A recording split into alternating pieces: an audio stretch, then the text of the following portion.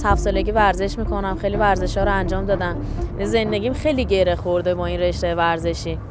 همه حس و حالایی که دارم و میتونم باش تقسیم بکنم، یعنی دوچندان میشه شادابی و واقعا هم این رشته رو دوست دارم.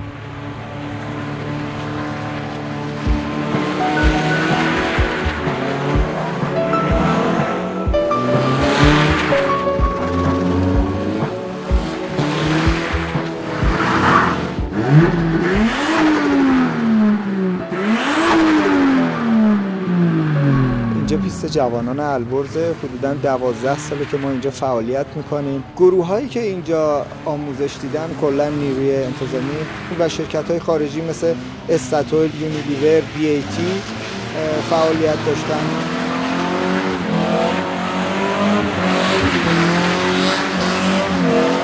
اکثر خانمایی که به قهرمانی رسیدن در مسابقات اتومبیلرانی میشه گفت از این پیست بودن.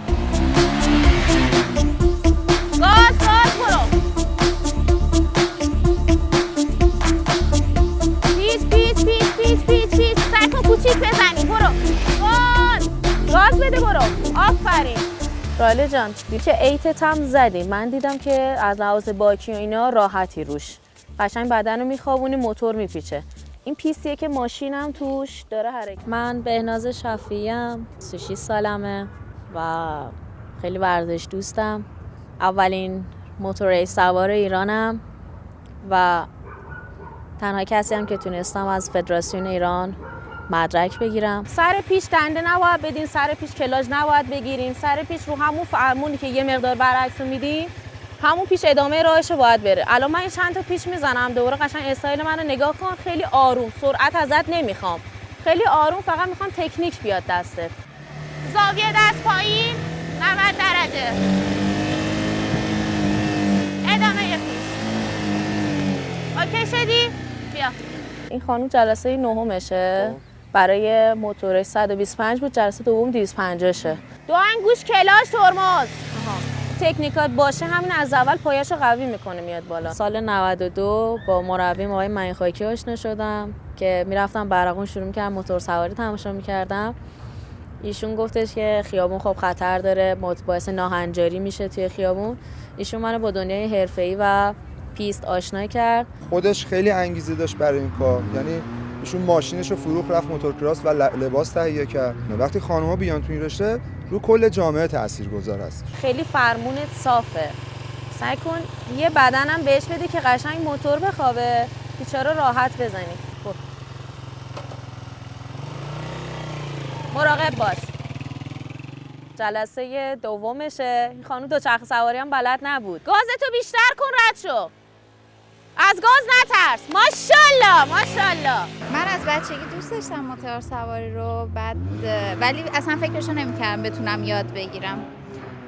بعد که یه مدت گذشت خانم شفیعی رو دیدم، ازشون کمک خواستم، ایشون خیلی خوب ریاکشنشون دادن و یاد دادن و اینکه حالا کمک کردن و من اومدم اینجا باهاشون دارم کار میکنم. دیروز سر همین پیچ چند بار خورد زمین، ولی الان میبینم که امروز خیلی قشنگ داره میزنه. میگم الان ازش پرسیدم میترسی پیچو میزنی؟ گفت نه.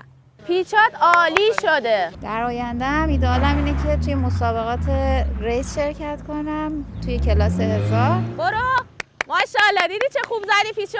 ماشاءالله. بدو. ما امیدواریم که بتونه خانم‌های زیادی رو جذب کنه توی این رشته و از خودش قهرمانای زیادی رو یادگار بذاره. قشنگ زاویه گوشه پیچو بزن، زاویه گوشه پیچو بزن. آفرین.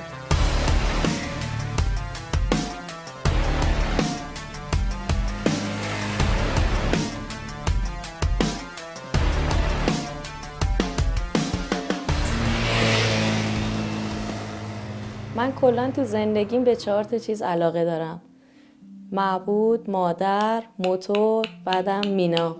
این پرندمه که 6 ساله دارمش، اصلا یه علاقه شدید و خاصی بهش دارم.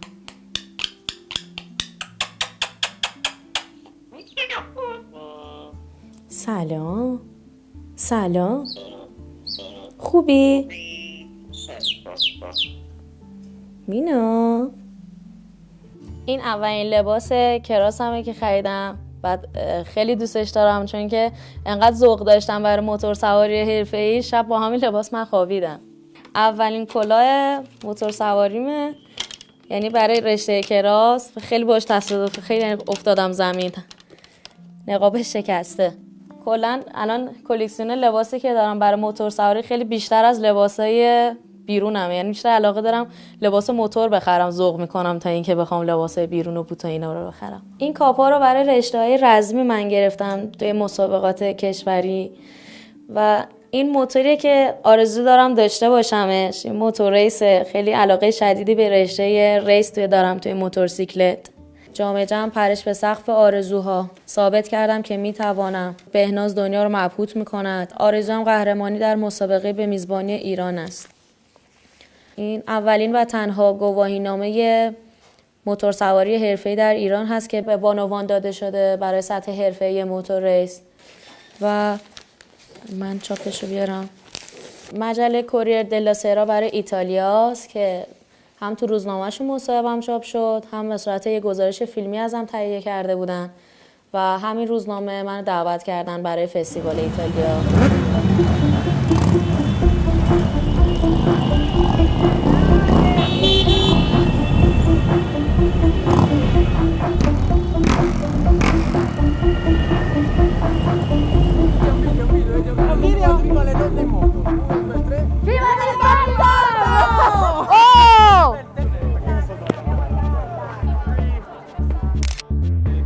کلاً 5 بانو رو از کل جهان انتخاب کردم که به عنوان بایکرای نمونه و یک الگو برای بقیه موتورسواران بودن رو توی این فستیوال معرفی کنن. توی همین 5 تا بانو که بودن کلاً از شرکت کننده از آسیا فقط من بودم. اون فکر می‌کنم هولوش 300 تا خانم بودیم. شبش دور شهر میلانو با موتور به همراه همدیگه دور زدیم. الان هم قرار دارم با مربیم بریم توی پیست یه تمرین فشرده استقامتی انجام بدیم و یه پرش بلندی هست میخوام تمرین کنم. ان شاءالله اگه تونستم دیگه تو این جلسه بزنمشون پرشو.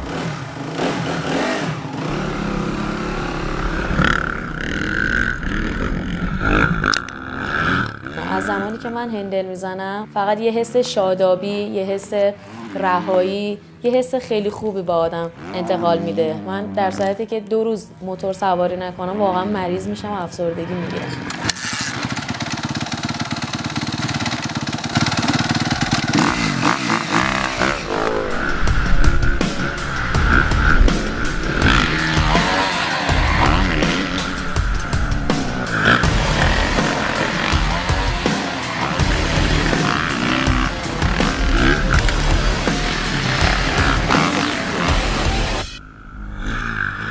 خانم شفیعی خوبی؟ مرسی ممنون. شما چطور بود پیست؟ که مقدار این سنگاش اذیت میکنه. سر مانع میخوای بری پر سنگه، چرخو تکون میده. ما اینو تازه تغییر دادیم، سنگ در اومده، سنگاشو باید جمع میکردیم، متاسفانه نشده.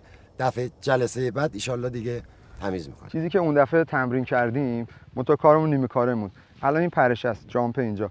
اینو فقط شما بیا یه بار بیا ببینم چیکار میکنی. اگه ایرادی داشتی بهت توضیح میدم، سری بعد بزن. خب همینی که الان اومدی و همینو از جایی که اونجا لند میکنه موتورت اشکال نداره، از همونجا گاز تخت گازو بگیر. وقتی میای رو پرش یه ذره خودتو چی میدی جلو با استایلایی که قبلا با هم کار کردیم. دور بیشتر بگیر، موتورت پر باشه، موتورت مرده نباشه. برو. ماشاءالله. ببین الان این پرشت خوب بود. دندتو پر کن، دندت مرده نباشه. با دور بالا بیا، بعد موقع که داری جامپ میزنی یکم بیشتر بیا جلو. دست به این حالت خودتو بده جلو، موتور رو بشون تو فرود. برو.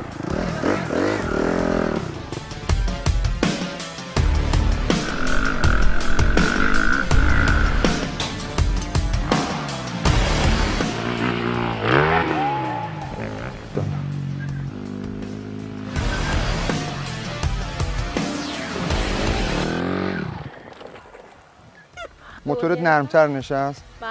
خیلی خوب بود. این هم اینو می‌خواستیم دیگه. اوکی، پس اینم پروندهش این جامپ بسته شد. میریم برای تکنیک‌های بعدی. مرسی.